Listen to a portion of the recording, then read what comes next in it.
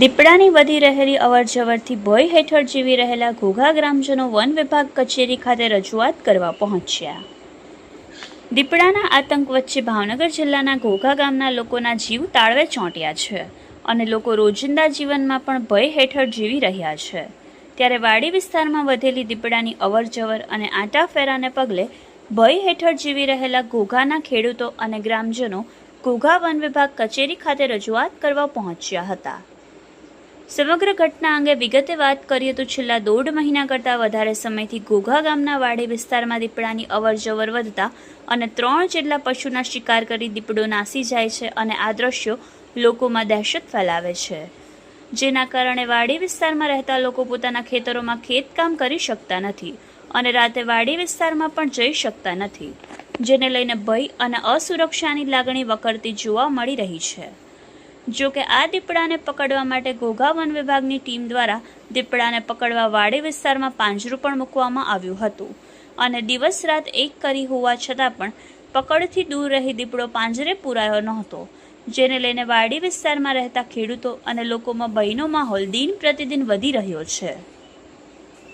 ત્યારે આજરોજ ઘોઘા વાડી વિસ્તારમાં રહેતા ખેડૂતો અને ગ્રામજનો ઘોઘા સામાજિક વનીકરણ રેન્જ કચેરી ખાતે લેખિત રજૂઆત કરવા માટે પહોંચ્યા હતા અને તાત્કાલિક મારણ સાથે પાંજરું ગોઠવીને દીપડાને પાંજરે પૂરવામાં આવે અને તેને દૂર મૂકવામાં આવે તેવી વન વિભાગને માંગ કરી હતી. Bureau report Yashvi Gujarat news Ghogha. નામ જયેશભાઈ બાંભણિયા. અચ્છા, ક્યાં કારણ છે આજ તમે ફોરેસ્ટ કચેરી ખાતે આવેલા હતા? છેલ્લા લગભગ 1.5 થી 2 મહિનાથી દીપડાનો ત્રાસ એ વાડી વિસ્તારમાં છેક ગામ સુધીના આજુબાજુના વિસ્તાર સુધીમાં દેખા દેતા હોય છે. એની જાણકારી ફોરેસ્ટ વિભાગને પણ કરવામાં આવી છે.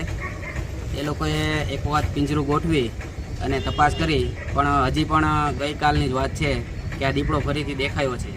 એટલે ગામના લોકો એ ભયના માહોલમાં જીવી રહ્યા છે.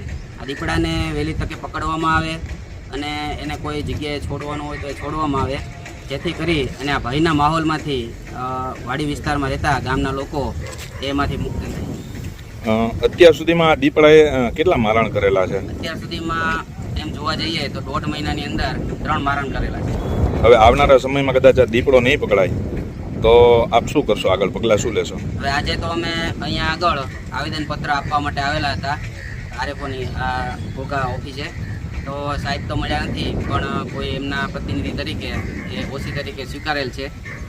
જો આ દીપડો પકડવામાં ન આવે તો આવતા સમયની અંદર કોઈ માનહાનિ કરે, કોઈ માણસને મારે તો એની જવાબદારી કોની?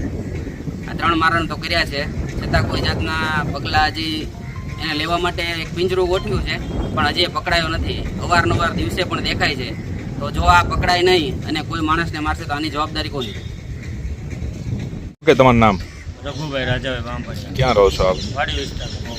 અચ્છા, આજે તમે ઘોઘા ફોરેસ્ટ કચેરી આવ્યા હતા, કઈ સમસ્યાને લઈને આવેલા હતા? દીપડો આવે છે 1.5 મહિના અને બીજી વાર આવી ગયા ઓફિસે અરજી દેવા, અને વારંવાર રજૂઆત કરવા છતાં પિંજરું મૂક્યું પણ પકડવાની બહુ મહેનત ન કરે અને વહી આવે એમ. એ રીતે હજી પકડાતો નથી. રોજ હજી બતાવી છે ખેડૂતોને, અમારા ભાઈઓને બધા. તમારી માંગ શું છે? વહેલી તકે દીપડો પકડી લે અને અમારા પશુ તથા અમે માણસો સુરક્ષિત રહીએ.